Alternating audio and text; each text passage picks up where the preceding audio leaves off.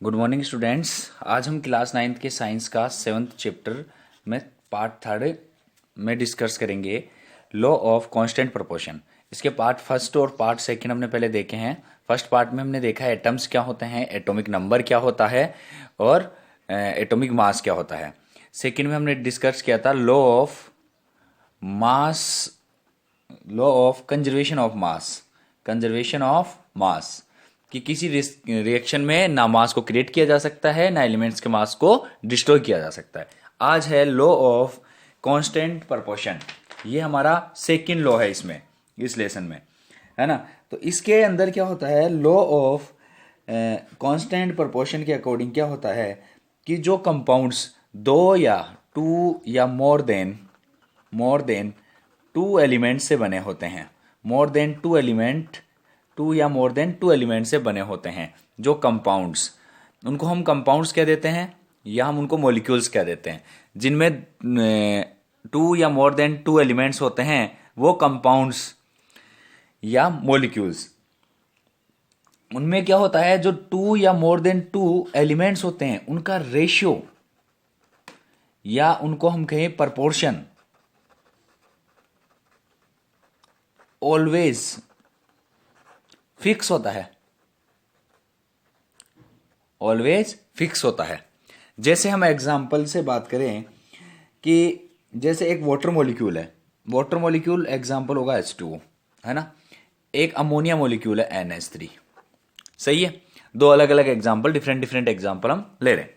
जैसे water molecule है तो जैसे वाटर का सोर्स कुछ भी हो, जैसे हम वाटर यहाँ, या चाहे ये सी वाटर हो, मतलब किसी समुद्र से लाया गया वाटर हो, या हम किसी पॉन्ड से लेके आए वाटर, है ना, सभी का फॉर्मूला क्या होगा, H2O। ये तो माना मैंने सी वाटर है, ये हमारे घर का वाटर है, टैप वाटर।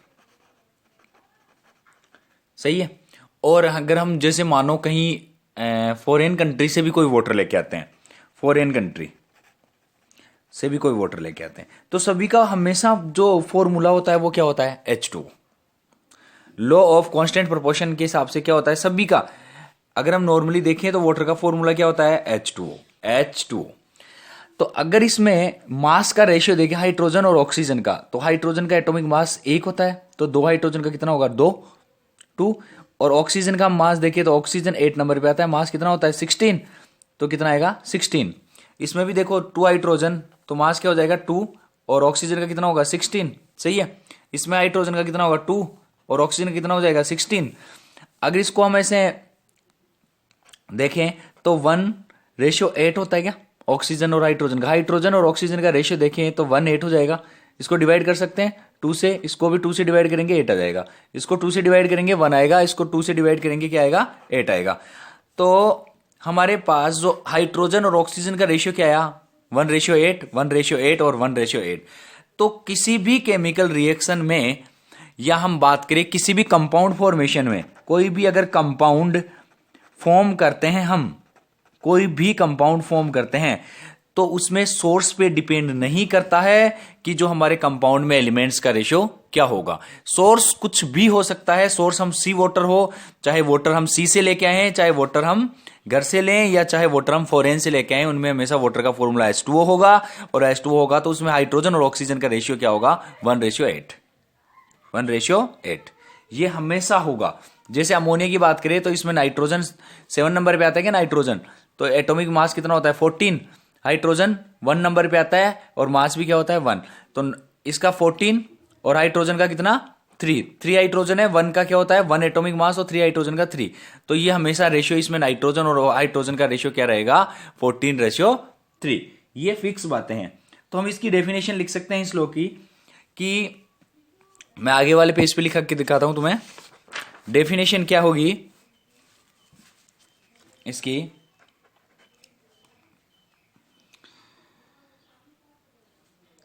अकॉर्डिंग टू, कौन सा लॉ है, according to law of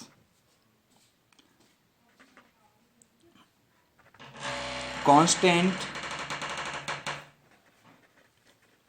proportion in a chemical reaction, in a chemical reaction लिख सकते हैं या सब्सटेंस मान लो, in a chemical substance the elements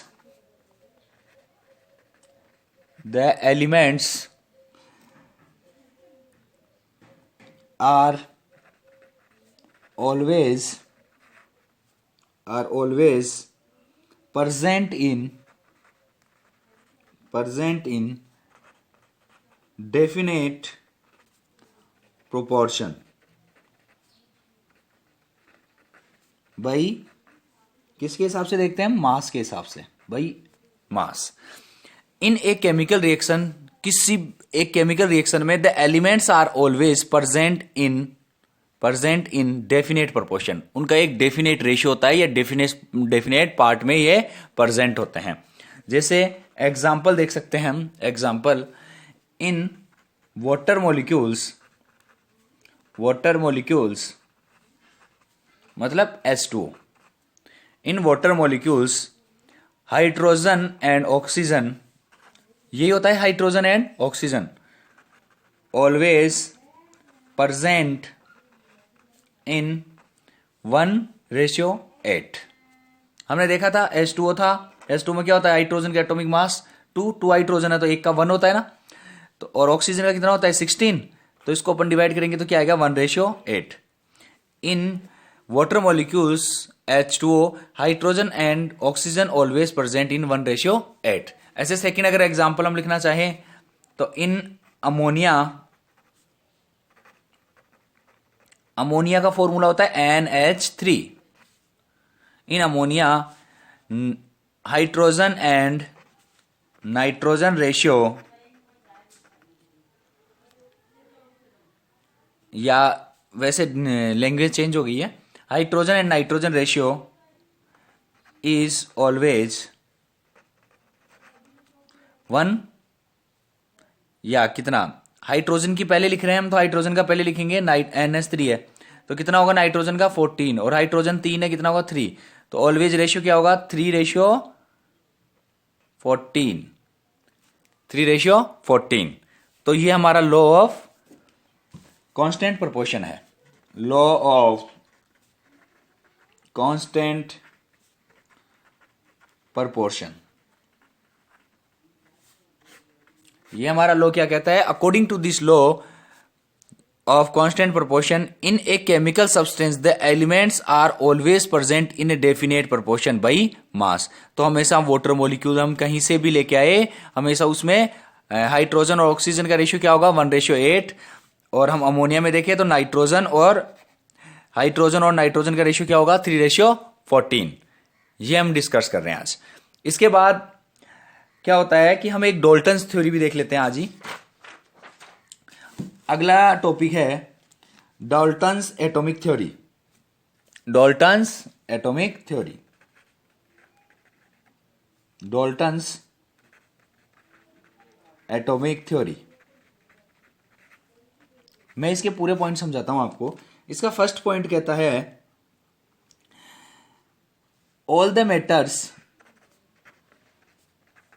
all matters is made up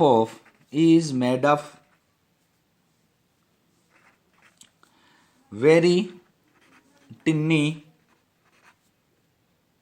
particles called atoms, which participate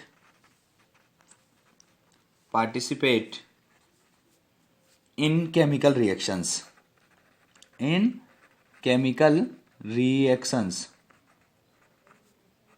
देखो क्या कहना चाहता है ये? ऑल द मैटर, सभी जो भी कुछ भी हम इसमें हमारे इन्वायरमेंट में देखते हैं, सभी matters is made up of Tinni particles, छोटे छोटे पार्टिकल से मिलकर बना होता है। उन पार्टिकल्स को हम क्या कहते हैं? एटम्स कहते हैं।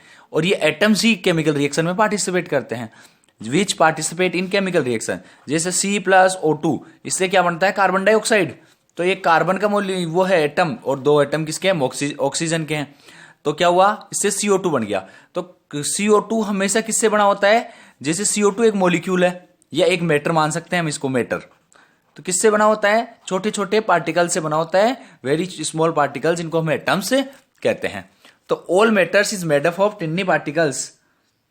सेकेंड पॉइंट अगर हम इसका देखें तो सेकेंड पॉइंट क्या कहता है हमें? एटम्स आर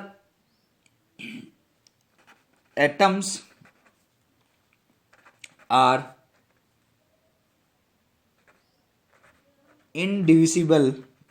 हमें पता है इनको आगे हम डिवाइड नहीं कर सकते। एटम छोटे से छोटा क्या होता है? पार्ट होता है किसी भी एलिमेंट का, सबसे स्मॉलेस्ट पार्ट होता है ना, वेरी टिन्नी पार्टिकल्स, बहुत छोटा पार्टिकल है। तो इसको क्या कहते हैं? एटम्स आर इनडिविजिबल, मतलब इसको और अगेन डिवाइड नहीं कर सकते। Which cannot be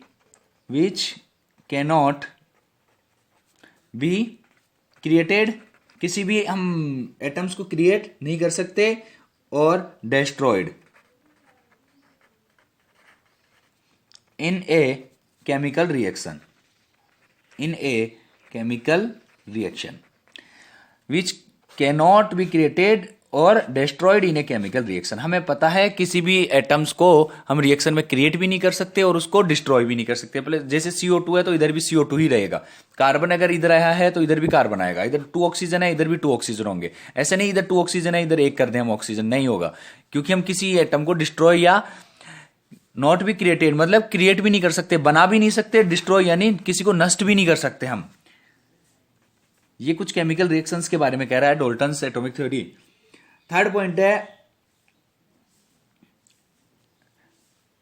different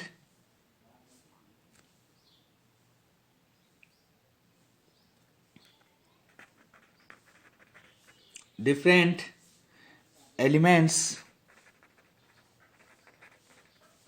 have different atomic mass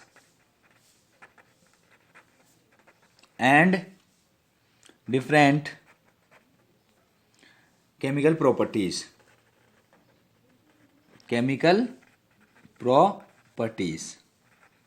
देखो जो भी डिफरेंट एलिमेंट है, जैसे हाइड्रोजन है, कार्बन है, नाइट्रोजन है, have different atomic mass. Different atomic mass यानी जैसे हाइड्रोजन का एटॉमिक मास 1 होता है, इसका कितना होता है 12 होता है, इसका कितना होता है 14 होता है। तो सभी का एटॉमिक मास क्या होता है? Different. And different chemical properties, इन तीनों की केमिकल प्रॉपर्टीज भी, इनका यूज भी डिफरेंट जगह किया जाता है ना। तो इनका यूज भी क्या होता है? डिफरेंट होता है। जैसे हाइड्रोजन है, हाइड्रोजन एक गैस है, कार्बन एक सॉलिड है, लिक्विड भी चेंज कर सकते हैं हम, नाइट्रोजन एक गैस है, तो इनका अलग अलग यूज किया जा सकता है। जैसे हम बात करें ऑक्सीजन, तो ऑक्सीजन गैस से हम क्या करते हैं? रेस्पिरेशन में काम आती है, श्वसन सांस लेने के लिए, है ना। तो इसका अलग यूज है, और हाइड्रोजन का अलग यूज है। हाइड्रोजन को फील करते हैं हम, जो गुब्बारे होते हैं ना वो, उनमें फील करते हैं, है ना। तो ऐसे अलग अलग यूज होते हैं। जैसे अगर हम फोर्थ पॉइंट देखें इसके, atoms combine in a ratio of small whole number to form compounds.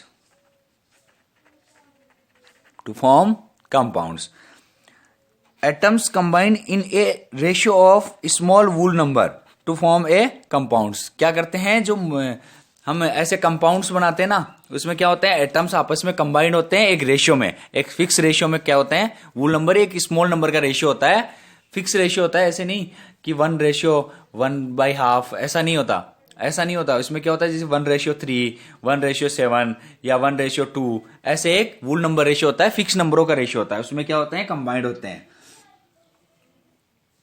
और एक पॉइंट देख सकते हैं इसमें हम, जो नेक्स्ट पेज पे लिखते हैं या इसी पे लिख देते हैं। फिफ्थ पॉइंट है हमारा, जो ये है कि जैसे डिफरेंट एटम्स है और डिफरेंट उनके क्या होते हैं? मास। डिफरेंट क्या होते हैं उनके मास, और डिफरेंट क्या होते हैं उनकी केमिकल प्रॉपर्टीज। तो उससे आइडेंटिफाई किया जाता है। Atoms of a given element, atoms of a given element are identical in mass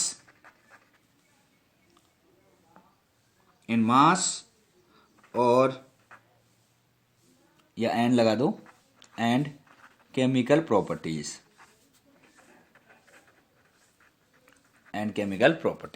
atoms of a given element are identical in mass और केमिकल प्रॉपर्टीज और मास के हिसाब से उनको हमें पता चल जाता है कि ये कार्बन है, ये नाइट्रोजन है, ये सल्फर है, ऐसे अलग अलग एटॉमिक मास होता है। जैसे इसका 12 होता है, इसका 14 होता है, इसका क्या होता है 16 पे आता है तो कितना होता है 32, है ना। लगभग डबल होता है एटॉमिक नंबर के, एटॉमिक नंबर से क्या होता है डबल होता है। 6 का 12 है, 7 का कितना 14, यहाँ पे कितना आता है 16 का कितना 32, तो लगभग डबल होता है। तो ये हमारा था